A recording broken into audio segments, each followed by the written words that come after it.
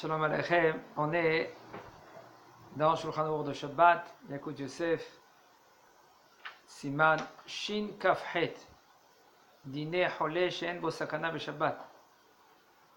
La halakha selon un cholé, un malade, qu'il n'y a pas de sakana B'Shabbat. Mishu kavat shmiya ורוצה להשתמש בשבת במכשיר שמיעה ניתן באוזן. מותר לו להשתמש במכשיר זה בשבת, ואין לאסור משום רפואה בשבת. ובלבד שיכוון את המכשיר מערב שבת ולא יפעילו בשבת. Madame que lui que maintenant il n'entend pas bien et il veut utiliser l'appareil, un appareil comme ça augmente le son. Comment? Ça s'appelle un appareil pour un écouteur. Okay? Il dit le Rav, c'est moutar de l'utiliser Shabbat. Et il n'y a aucun problème, on ne va pas interdire Mishum Refoua, parce que c'est une Refoua de Shabbat. Et par contre, il faut que le bonhomme, lui, il prépare la machine la veille. C'est-à-dire il met avec le son qu'il veut. Okay? Et il faut faire très attention. C'est pas que maintenant, avant de dormir, il va nous dire les détails, le Rav. Okay? C'est pas qu'avant de dormir, il va l'éteindre, ou il va le régler, etc., etc. Vechen marchir shmiya mukav al yediyot. Même si maintenant il a un appareil d'écouteur et il les met sur les lunettes. Okay? Il met sur les lunettes ici, il est collé ici et l'appareil elle est là. Mutar lichvad hashmiya lahakim mishkafayim b'Shabbat kedei lishmoa.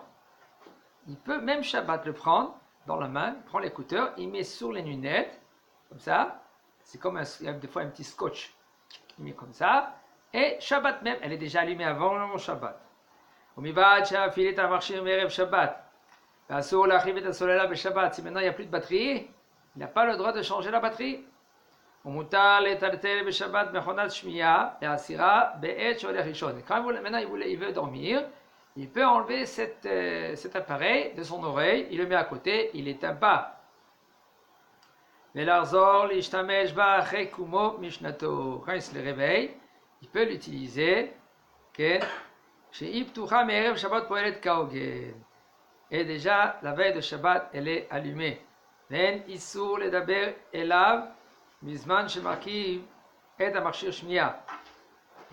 c'est pas assourd de parler quand maintenant il met l'appareil. Après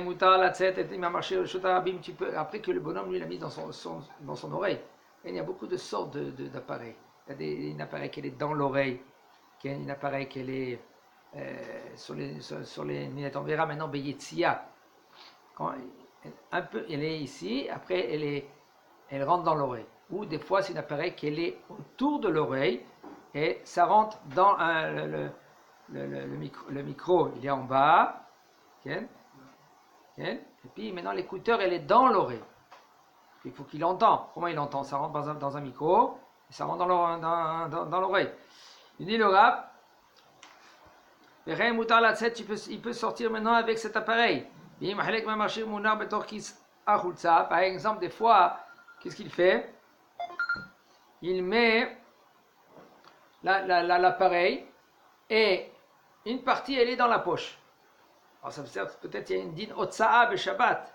Il dit le Rav, Yeshmi sheomer sheyechabro lakis al yedei sikat bitachon.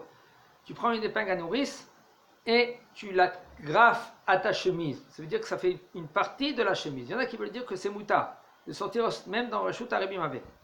Vaz yeh moutar latzet ken beShabbat im hamachshir shmiya le Reshut Harabim. Il peut sortir après avec cet appareil, c'est-à-dire qu'une partie elle est dans l'oreille, une partie elle est dans la poche. Il prend une épingle à nourrice et il la grafe à sa chemise, là ça fait une partie de sa chemise. Il y en a qui veulent dire que c'est moutar. Et si maintenant une partie comme on a dit tout à l'heure, de l'appareil, elle est sur les lunettes, moutar lo latzet lirshut harabim hamishkafayim gam im eno tzarich lemishkafayim. Il peut sortir avec ses lunettes, même si maintenant il n'a pas besoin des lunettes. Il n'a pas besoin de lunettes. Puisqu'il n'a pas besoin de lunettes, on va dire que quoi? Tu ne peux pas sortir maintenant avec ses lunettes là maintenant. tu ne vas pas les utiliser, tu ne les utilises pas, ils sont en vin. Quand même, c'est moutar. C'est-à-dire que tu mets les lunettes sur toi parce que c'est comme des malbouches. Puisque comme ça, c'est comme une façon de s'habiller. Mais là, c'est moutar. Maintenant, on a changé de sujet. Maintenant, on y va sur le. Il faut savoir que le katan, le petit, il a din chole she'en bo sakana. Le katan, il est din chole. La halacha, elle est, c'est jusqu'à 5 ans en général, comme un cholé, un malade qui n'a pas de sakana. Alors, tous ces halachot qu'on avait dit juste avant, ça sera moutar, mais il faut encore étudier sur les détails pour le katan. Parce qu'il y a des choses que, oui, ça change. Alors maintenant, un katan, un petit que lui, il ne peut pas allaiter, on dit, prends le lait de sa mère. Moutar, le meneket, ekeleach, me'ad, halav et torpid. Maintenant, quand elle prend son lait, il faut savoir que quand on trie une vache, c'est sous Torah, Melechet Dash, la tradition de Dash, sous Torah. Maintenant, c'est maintenant la vache, il n'y a pas un goy que lui qui trie la vache Shabbat. Pourquoi? Parce que la vache, elle est Betsahar. Betsahar, ça veut dire qu'elle a la peine. Alors qu'est-ce qu'on peut faire? On peut prendre cette vache-là, on trait le lait et on le laisse couler, qu'il se perd. Ou par exemple, si par exemple c'est propre et tout cela, on ne peut pas faire ainsi. Alors on peut prendre un seau, on prend de l'économica, okay? Comment on dit économica en français? L'économica, la javel exactement. Tu mets de la javel, tu traites la vache dans le seau avec la javel. Mais ça s'appelle Holev le Iboud et c'est Moutar Beshabbat Beshum Tsar Ba'alechaim. Mais de traire dans un bol, dans un verre, etc. pour boire, ça c'est Issour Torah Melechet Dash. Mais là, Mishum Tsar Ba'alechaim Itir ou la sot Issour de Rabbanan. Maintenant, parce que c'est les Iboud. Maintenant pour une l'Avdil. On parle maintenant au sujet de la femme. Mais la femme, il y a un Issour. C'est un Issour maintenant de traiter que elle, cette vache-là maintenant, excusez-moi, mais là, que cette femme-là maintenant, elle n'a pas le droit de prendre et de sortir de son lait. C'est Issour. Mais, puisque maintenant le katan, il a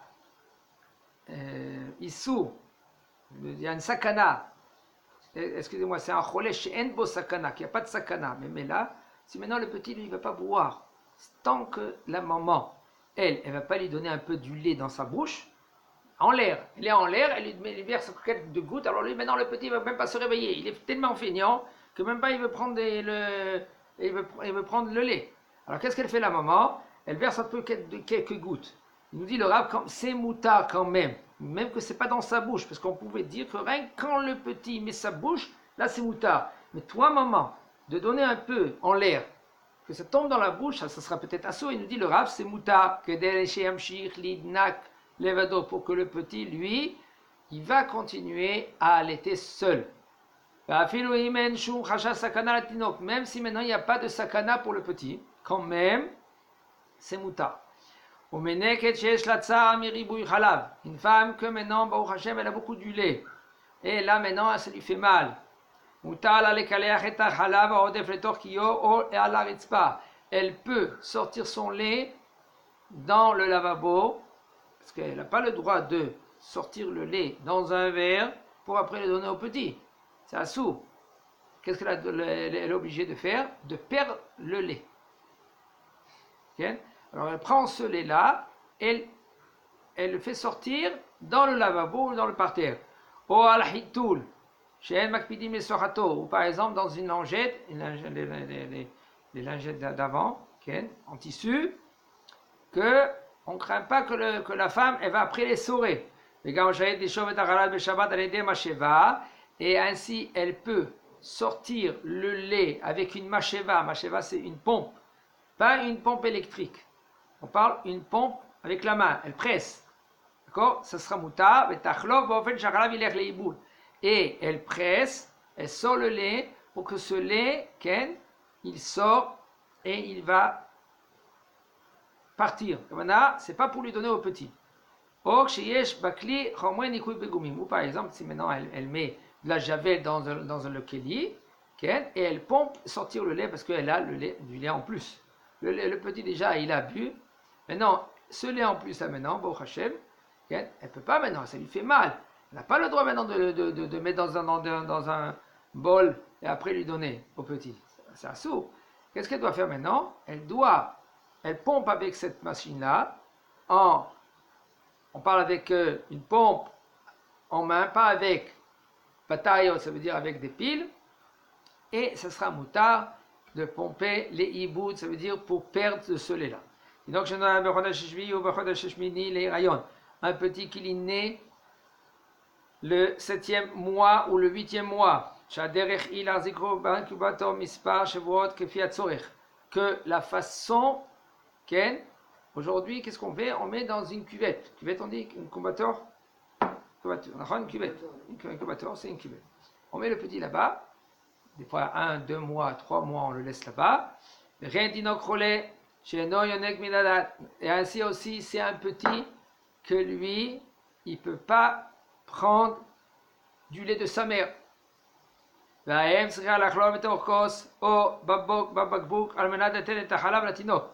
Et la mère, elle doit prendre de ce lait-là, pomper, et de ce lait, prendre après qu'il est dans la bouteille, elle met après une sucette là, et elle donne au petit. Parce que lui, il y a des fois des petits qu'ils n'ont pas de force à sucer. Ils n'ont pas de force. Alors il faut qu'ils font un trou plus gros. Alors la maman, qu'est-ce qu'elle fait? Elle pompe. En général, pendant le hall, elle prend une machine, c'est électrique, ça pompe. Mais Shabbat, c'est assaut de faire avec électrique. D'accord? Il faut que la veille de Shabbat, elle pompe avec électrique, ou sinon Shabbat avec cette pompe-là maintenant.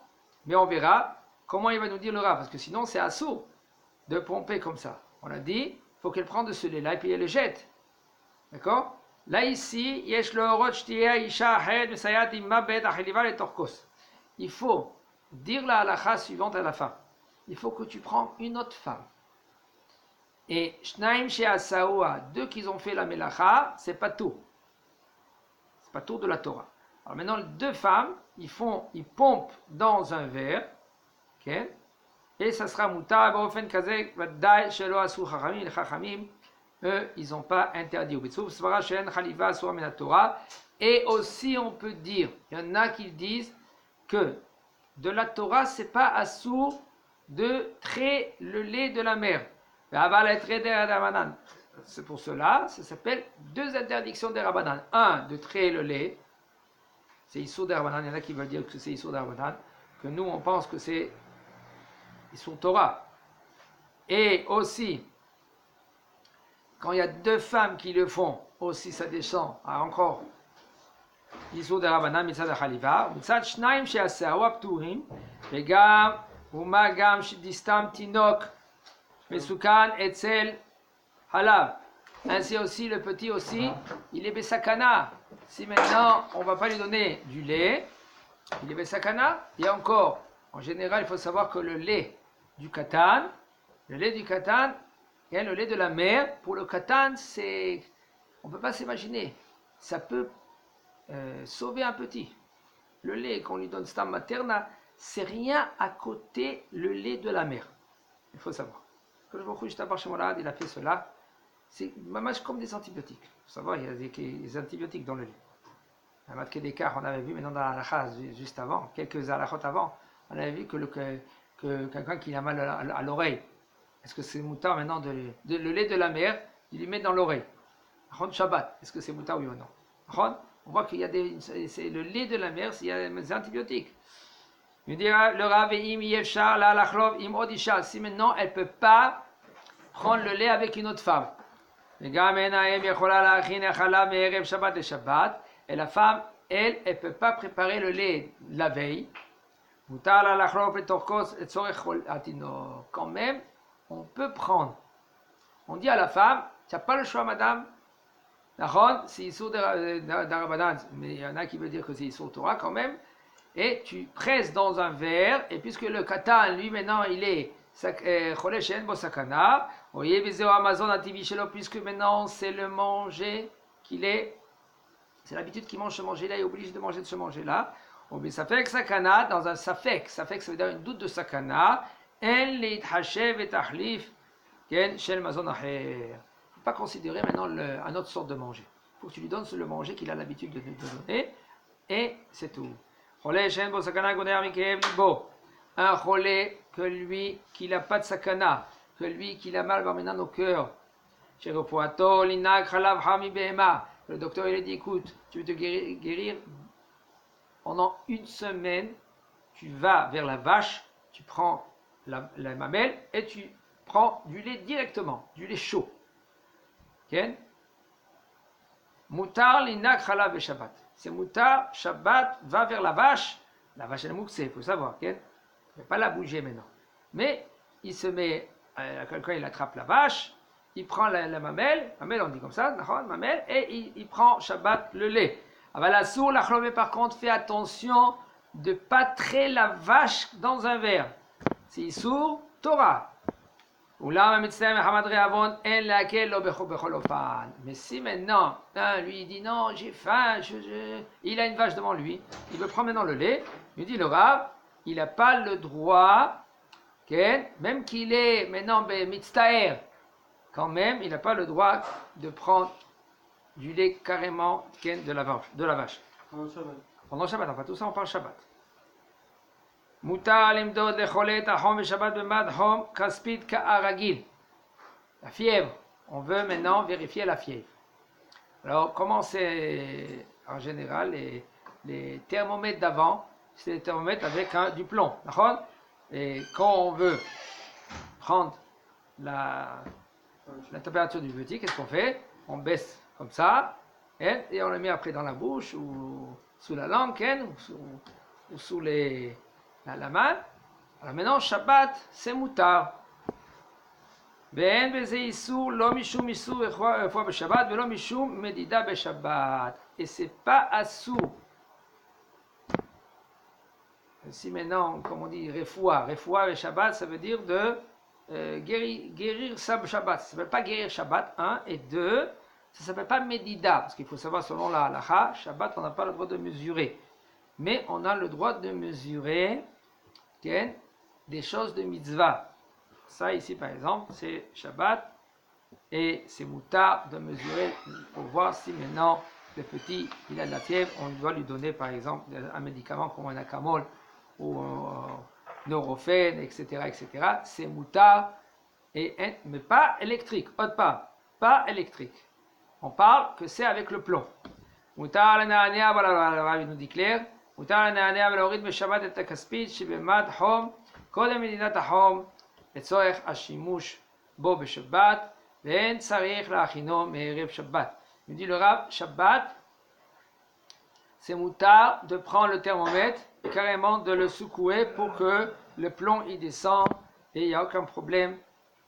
Il n'y a pas besoin maintenant de le préparer la veille de Shabbat.